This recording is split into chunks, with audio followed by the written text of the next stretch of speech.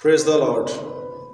आज हम बात करेंगे यूहन्ना की इंजील उसका 2 बाब उसकी 5 आयत। ये बाइबल का बड़ा खूबसूरत सीन है जो एक शादी का माहौल था, एक घर के अंदर जहाँ पर यीशु के शागिर्द वहाँ पर पहुँचे और यीशु के शागिर्द वहाँ पर पहुँचे तो वहाँ पर यीशु की माँ पहले से मौजूद थी।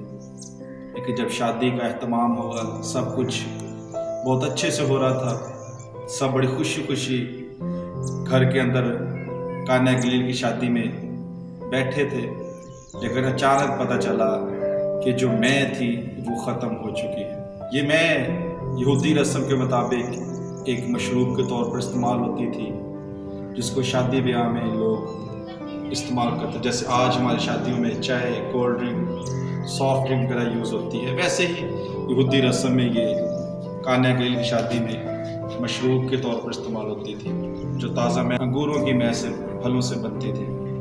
लेकिन जब मैं ख़त्म हो चुकी तो जहाँ पर खुशी का समा था, एकदम परेशानी का आलम हो गया। तो सब ने देखा कि अब क्या होगा, और वो सब वहाँ पर खड़े थे। लेकिन यूहन्ना की इंजील उसका 2 बाब उसकी 5 आयत में वहाँ पर जब सब परेशानी में थे तो यीशु की माँ ने खादमों से कहा, जो वहाँ पर यीशु के साथ थे, शागिर्द थे, कि क्या करें, इस मुश्किल इस परेशानी से हम कैसे वहाँ बाहर आ सकते हैं। तो यीशु की माँ ने उनसे कहा कि तुमसे ये जो कहे तुम वो करो, यानी कि यीशु जो कहे वो तुम करो। क्योंकि यीशु की माँ जानती थी कि आज से चंद साल पहले फरिश्ता ने उसको ये बिशारत दी थी कि तू बेटा जनेगी तो उसका नाम यीशु रखना, क्योंकि वो ही अपने लोगों को उनके गुनाहों से निजात देगा। उसकी माँ को पता था इस पूरे घर में जिसके पास मौजज़ा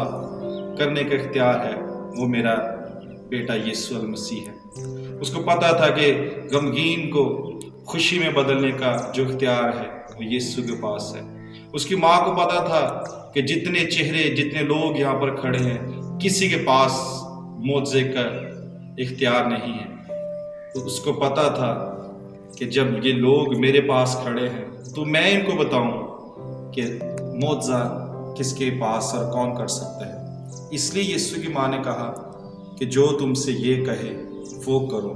और जब यीशु ने उस पानी को देखा तो उसका जायका बदल गया, और सिर्फ जायका नहीं बदला बल्कि उसकी रंगत भी बदल गई, क्योंकि मौजज़ा करने का इख्तियार यीशु के पास था। आज भी बहुत सारे लोग अपने मौजज़े के लिए जगह ब जगह, इधर या उधर, या यीशु के अलावा वसीला ढूंढने की कोशिश करते हैं और ये सोचते हैं कि मेरा मौजज़ा यीशु के अलावा किसी और के पास है। तो आज जैसे हमने खुदा के पाक कलाम में से सीखा कि यूहन्ना की इंजील 2 बाब 5 आयत में यीशु की माँ ने शागिर्दों का जैसे रुख यीशु की तरफ किया, आज वही यीशु की माँ बहुत सारे लोगों को, कौमों को, कबीलों को, मुल्कों को ये बताती है कि यही है वो जिसके पास मौजज़े का इख्तियार है।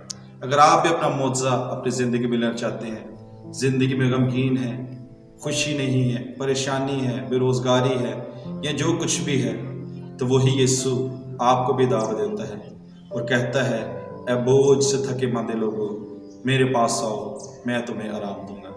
आपके आराम की जगह एक ही है जिसने आपकी खातिर अपनी जान सलीब पर कुर्बान की और बाप से इस दुनिया की सिफारिश कर दी कि बाप इनको माफ़ कर, क्योंकि ये नहीं जानते कि क्या करते हैं। लेकिन आज आप इस वीडियो के वसीला से जान चुके हैं कि आप अपनी ज़िंदगी में मौजज़े के लिए किसका इंतखाब करेंगे। फैसला आपका है। God bless you all.